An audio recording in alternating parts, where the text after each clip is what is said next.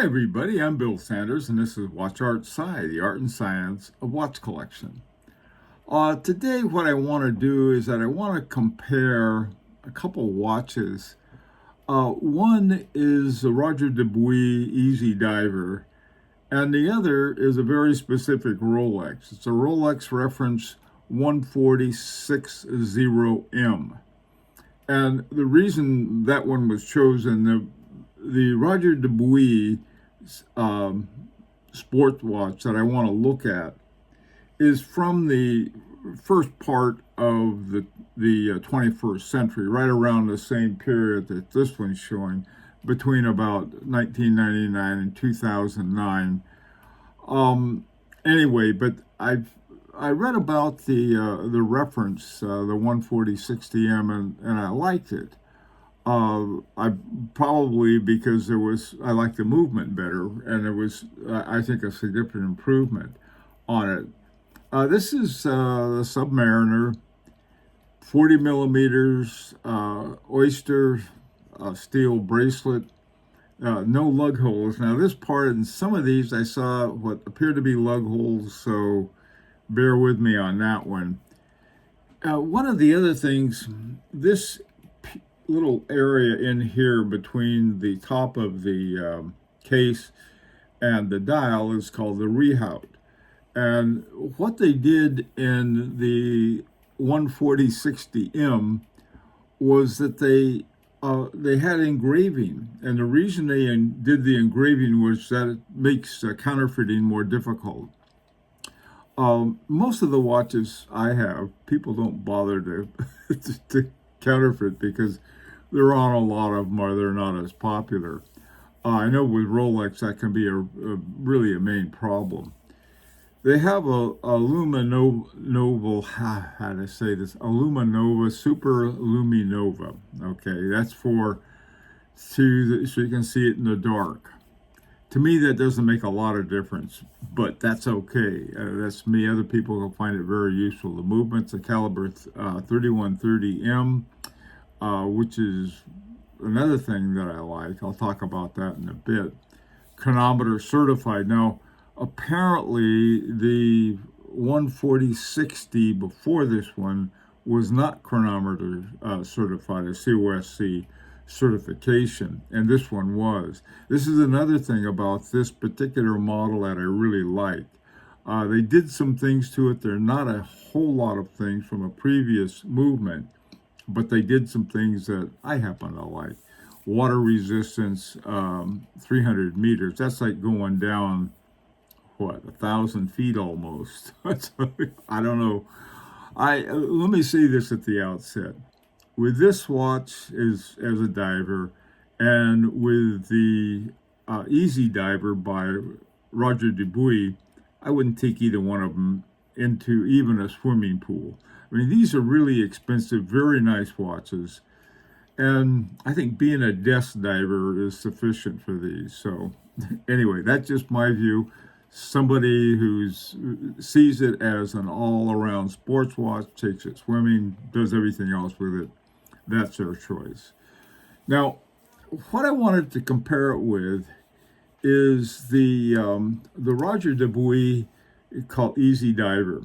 I like the name, by the way. Easy Diver is from, I guess it picked up from the old movie Easy Rider. This watch, I had one of these. In fact, I think it was identical to this one. And I sold it recently. And the reason I sold it was that I had this other one I got, and it has the same movement, and it's a little easier. The Easy Diver has a lockdown crown. I mean, it was like, really, this is like, they're serious about this thing going to water. It's got a rubber strap and other features to it that people might seriously consider diving, but I wouldn't. This was my desk diver for a while. It has a carbon fiber in the dial itself. It was like a woven carbon fiber, and it created a certain texture to it, something like a type of guilloche. Now, It's set up in a geosphere instead of a earthy looking thing with the lines around and the lines going out and so forth. Um, and so that it matches the medium parallel theme of the vulcanized rubber strap. All right, so you got that going up and down on the strap. Just that style, I don't think you could find your way in a snowstorm with the thing. It's got some interesting luminova on it, and it's red. And apparently, the red luminova is not easy to find. It's on the hands anyway. Sort of got fat hands, and so there's plenty of room for the luminova. Again, something I'm not too concerned about. Oh, by the way, too, this was on the also on the Submariner. It's got a unidirectional bezel. You turn the bezel around. This one doesn't. This one, by the way, is called the Sympathy, and it's sort of their sports sympathy that Roger Dubuis had, but it has the RD14, same RD14 movement as this one has. It's great legibility, and it's there are a lot of things I like about this watch. There's some things I wasn't crazy about. This boy, I tell you, with having 3 lugs and having a replacement band for it is not easy. But I don't know. This is really my only sports watch. Everything else is sort of an office watch or a more dressy watch, and so I don't, having rubber on something that you might, go out running as something else. Having this watch, the thing I liked about it most is fantastic movement in it, so I like that.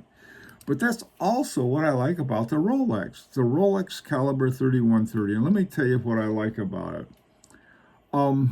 Other than the fact that it was a chronometer certified, but Rolex did something that I like, and I like now. This goes back to a point before Rolex, along with Patek Philippe and Swatch, went together, and they developed a silicone hairspring. And a silicone hairspring has a huge number of advantages, save one, you can't adjust it, and some other ones too that people aren't crazy about, including myself.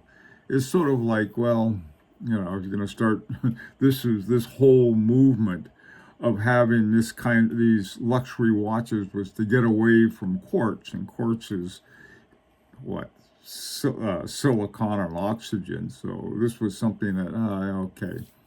So anyway, when the spring was developed, what Rolex did, it kept their parachrome hairspring, and for that they have nothing but my admiration. The parachrome hairspring was developed with niobium and chromium as the primary elements to it. There was a lot more to it than that. And the balances, it's got 4 balance weights that are inside the 4 corners of the balance wheel. I really like this movement, the 3130. It's the 31. Maybe it's called the 3130M. I'm not positive on that, but I like the movement. It's automatic and 48 hours power reserve, 4 hertz frequency, 28,800 semi-oscillations per hour. Now this rotor goes both ways, bidirectional. Some are single direction, just like the bezel. So there were advantages and disadvantages to having bidirectional and single directional. The good thing about the bidirectional, a lot of different types of movement will wind it up. There were some other problems that this isn't Rolex. This is a problem with dual directional perpetual rotors. It's not a perpetual rotor. It's one that moves around when you move. Okay, so that's the movement in the Rolex. Now the movement in the Caliber RD14. Problem was I had a hard time finding one, and so I thought, well, you can see it. This is a picture I had taken of my watch when I had it before. And one thing I'll say, and this thing is true with this, is that the RD14 movement is just as solid as you can get. Compared to the Rolex movement, there I can't say one is better than the other, but I would say that both of them have good movements, which is a nice thing. One of the things that on at least on my watch, on my Easy Diver, it had a 22 karat gold rotor on it, and that was nice. Back in the early part of the first part of the 21st century, gold was around $200, and now it's around $2,000 an ounce. The other thing about this caliber, and this is true still true with Roger Dubuis watches, is that it has a Geneva Seal. Um, and I have it pictured a little yellow line going to it, and you can also see the rotor. This is a substantial watch. I mean, this is like this one. It's a big watch. It's a heavy watch, and you can go out and be rough and tough in this watch. The same thing with the Submariner. I think the Submariner with a metal, a perpetual metal, a perpetual oyster metal. I'm not sure how they use that term that well. They both have good ones to it. And in terms of the Oyster bracelet, if I were going into a hot, sweaty kind of deal, I'd rather have a rubber band.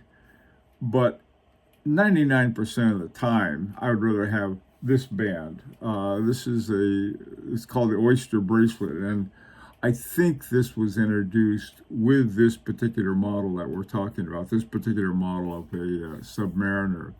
The back, as you can see, is solid. You can't see anything, and that's true on all Rolex watches, except one I used to really like, the Prince, and I got rid of it. Yeah, it seems for some reason, another reason I don't talk about Rolex too often is that every one I like, if I find a watch I like that's a Rolex, they'll quit making it. They did that with the Prince, they did it with the Yachtmaster 2, and I still don't understand all of the negative stuff I got from Rolex people about the Yachtmaster 2. It's a brilliant piece of horology and the countdown mechanism that they have in there. And that is a watch that I think it's a shame that they got rid of it. So to me, that's too bad. And the other one I like is sort of funny. It's the Air King. The Air King, they came out with a new design for the bracelet and the case and a few other things, but they put in the same movement that's in an Oyster Perpetual. In the previous version, they had the same movement that's in the Milgauss, which I liked a lot. Okay, so much for that. Now, one of the things about the Easy Diver, it comes in a lot. They did a lot of different things with it.